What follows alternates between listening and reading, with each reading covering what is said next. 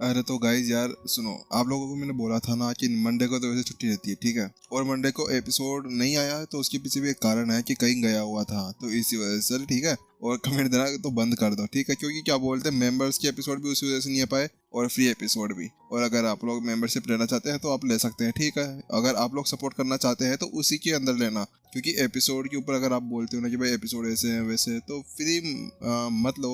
अगर आपको सपोर्ट करना है कि अपने चैनल को, तो आप मेंबरशिप ले सकते हैं, ठीक है। नॉर्मल वाली मेंबरशिप ले लो, छोटी वाली, उसमें भी बहुत ज़्यादा सपोर्ट हो जाएगा। चलिए फिर बिना किसी देरी के शुरू करते हैं एपिसोड को। अगर स्टोरी एपिक्स के ऊपर नए हैं तो फिर आपको जो करना है वह आप कर सकते हैं, ठीक है।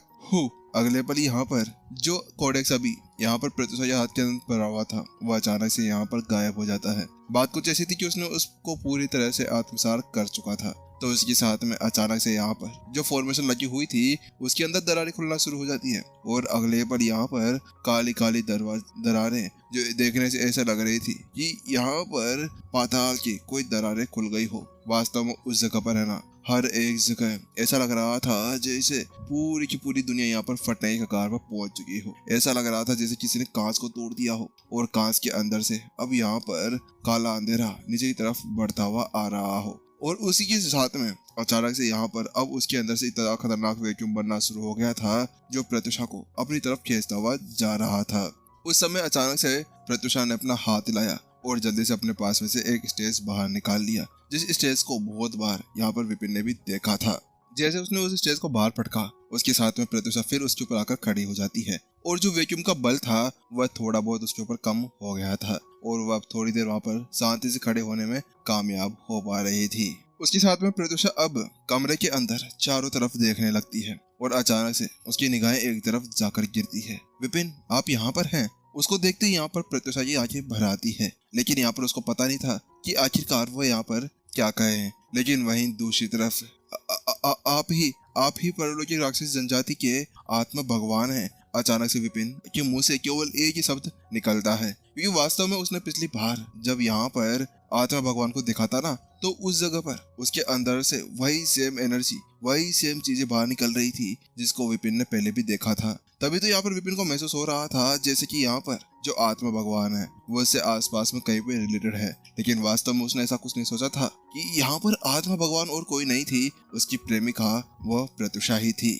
वास्तव में इस जगह पर यहाँ पर विपिन का दिमाग पूरी तरह से हिल सा गया था। उसका सर दर्द होने लगा था। उसको समझ में नहीं आ रहा था कि क्या हो, क्योंकि अचानक से ऐसा लग रहा था जैसे कि उसके दिल के ऊपर जोरदार छुरा चल गया हो। बेचारे विपिन का दिल आज यहाँ पर पूरी तरह चकनाचूर हो चुका था।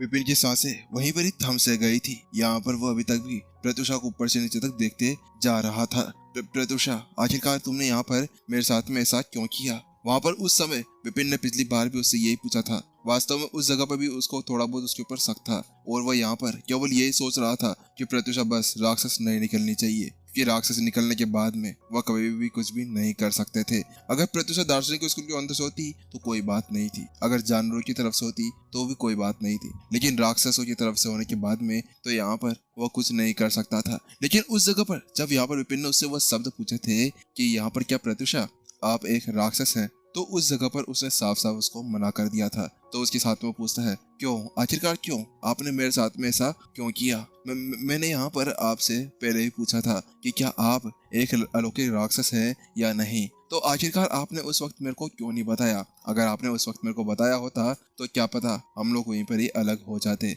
लेकिन अब खुद से यहाँ पर पता चलने के बाद में आखिरकार यहाँ पर अब मैं कैसे आपके ऊपर विश्वास कर सकता हूँ। तो वहीं दूसरी तरफ विपिन की वो बात सुनने के बाद में अचानक से प्रत्युषा की आंखें थोड़ी सी नम हो जाती है और वो बहुत ज्यादा शांत हो जाती है। उसको समझ में नहीं आ रहा था कैसे वह यहाँ पर उसको समझाए। तो उसके साथ में वो कहती है, विपिन, बात कुछ ऐसी कि यहाँ पर मैं कोई अलौकिक राक्षस जनजाति के साथ में नहीं हूँ, लेकिन पता नहीं कैसे एक कारण के साथ में यहाँ पर मैं उनके आत्मा भगवान बन गई हूँ। हालांकि इससे पहले कि प्रत्युषा उसको कुछ भी समझा पाती ना, कि अचानक से यहाँ पर जोरदार बल वहां पर पड़ना शुरू हो जाता है और फिर से यहाँ पर जो वैक्यूम बना रहा था वह अचानक से अब प्रत्युषा को ऊपर की तरफ खींचने लगता है।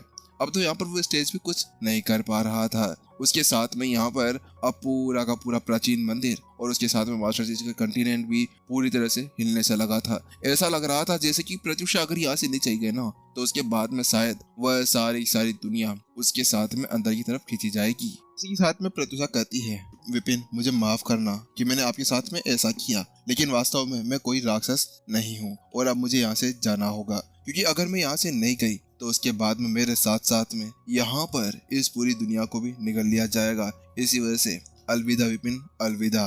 मुझे खुशी हुई कि यहाँ पर तुम मेरी लाइफ के अंदर आए हो। वास्तव में तुम्हारे साथ में बिताए हुए वह सभी पल मुझे हमेशा याद रहेंगे। उसी के साथ में अब धीरे धीरे जो प्रत्युषा थी उसकी आकृति धीरे धीरे वहां से गायब होना शुरू हो जाती है। ऐसा लग रहा था जैसे कि यहाँ पर जो जिस कणों के साथ में उसको बनाया गया था वह कण अब उसके अंदर मिलते हुए जा रहे हों। लेकिन प्रत्युषा क्यों, तुम यहाँ से ऐसे नहीं जा सकती हो, तुम्हें यहाँ पर मेरे सवालों का जवाब देना होगा। विपिन यहाँ पर जल्दी से अपने कृपाण का यूज करता है और उसका यूज करते हुए यहाँ पर अब प्रत्युषा को पकड़ने के लिए आगे भागता है। जल्दी वो वहां पर जाता है और कसकर प्रत्युषा का हाथ पकड़ लेता है। लेकिन जितना भी दम वो वहां पर लगा ले, जितने भी शक्ति वहां पर लगा ले, लेकिन वो वहां पर ऐसा कुछ भी नहीं कर पा रहा था। विपिन तुम्हें यहाँ पर मेहनत करने की कोई भी जरूरत नहीं है। तुम यहाँ पर इस पावर के साथ में मुझे नहीं रोक सकते हो। अगर तुम्हें यहाँ पर मुझे रोकना है तो उसके लिए तुम्हें अपनी ताकत को और भी ज्यादा बढ़ाना होगा और तुम्हें आगे आने वाले समय के अंदर और भी ज्यादा पावरफुल बनना होगा। और इसके अलावा जो कुछ भी मैंने तुमसे कहा था ना वह झूठ नहीं था, वह सच था। वास्तव में मैं कोई अलौकिक राक्षस नहीं हूँ। उसके साथ में प्रत्युषा भी है ना विपिन के हाथों को कसकर पकड़ लेती है। उस जगह पर अब अचानक से विपिन को कुछ स्पर्श होने लगता है, कोमल हाथों का स्पर्श। उसके साथ में विपिन की आंखों के अंदर से आंसू निकलने वाले थे। वह कहता है, तुम मुझे ये बताओ कि आखिरकार मैं तुम्हें यहाँ पर अब कहाँ पर ढूंढ सकता हूँ। वह यहाँ पर जानता था कि अगर एक बार प्रत्युषा यहाँ से चली गई ना तो उसके बाद में कोई भी कहीं भी चला जाए वो शायद उसको ढूंढ पाएगा। इसी वजह से सबसे ज्यादा अच्छा ये होगा कि उससे अभी उसका एड्रेस पूछ लिया जाए, ताकि क्या पता घर पर कोई ना हो तो वो वहां पर जा सके। तो उसके साथ में यहाँ पर प्रत्युषा कहती है, विपिन अब तो ये हमारे भाग्य के ऊपर ही है कि क्या हम लोग फिर से मिल पाएंगे या नहीं मिल पाएंगे। ये तो हमारे ऊपर ही डिपेंड करता है कि आखिरकार हम लोग आगे क्या कर सकते हैं। उसके साथ में आखिरी बार यहाँ पर प्रत्युषा की आवाज सुनाई देती है, अलविदा मेरे प्यार। और इतना कहने के साथ में यहाँ से वह गायब हो जाती है। अगले पल यहाँ पर अब उसका हाथ भी वहां नहीं दिख रहा था और उस काली दरार के अंदर वह बंद होती जा रही थी। उसके साथ में अगले पल यहाँ पर विपिन भी उस काली दरबार के अंदर घुसने की कोशिश करने लगता है, लेकिन यहाँ पर वो उसके अंदर नहीं घुस पा रहा था। धीरे धीरे करते हुए वह दरार बंद होती जा रही थी। नहीं नहीं, मैं तुम्हें यहाँ से नहीं जाने दूंगा। अगले पल यहाँ पर जो विपिन था ना वह अपने कृपाण को बाहर निकाल लेता है और उस दरार को काटने के लिए यहाँ पर उसके ऊपर एक के बाद एक अटैक करता जाता है। लेकिन वास्तव में अभी उसके ऊपर एक भी खरोंच नहीं पड़ रही थी। वह दरार बहुत ही ज्यादा पावरफुल थी, बहुत ही ज्यादा। वास्तव में इस जगह पर तो यहाँ पर विपिन को भी समझ में नहीं आ रहा था कि आखिरकार वह यहाँ पर क्या करे। मास्टर अब आप वहाँ पर कुछ भी नहीं कर सकते हैं। उस दरार और उस दीवार दोनों को तोड़ना बहुत ही ज्यादा मुश्किल है, क्योंकि इस समय यहाँ पर प्रत्युषा शायद अपर वर्ल्ड के अंदर चली गई है।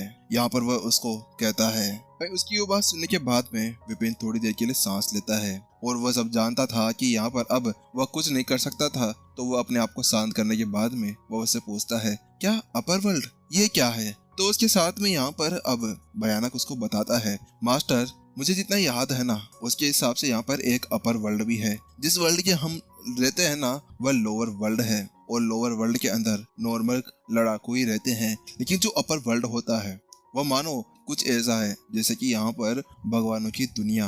उस जगह पर केवल यहाँ पर ताकतवर हस्तियां रहती है। वास्तव में प्राचीन संत से एक खतरनाक लेवल के ऊपर पहुंचे हुए होते हैं। अभी भयानक जो कुछ भी बता रहा था ना वो उसकी यादों के अंदर से बता रहा था, क्योंकि वास्तव में बात कुछ ऐसी थी। क्योंकि अब भयानक ने अपनी आधे से ज्यादा जो बॉडी थी उसको रिकवर कर लिया था। तो उसको रिकवर करने के बाद में भी यहाँ पर अब उसकी याददाश्त और उसकी पावर बहुत ज्यादा खतरनाक तरीके से बढ़ चुकी थी। यह कुछ ऐसा था कि वो प्राचीन संत के ऊपर किसी भी लड़ाकू को भी शायद हरा सकता था।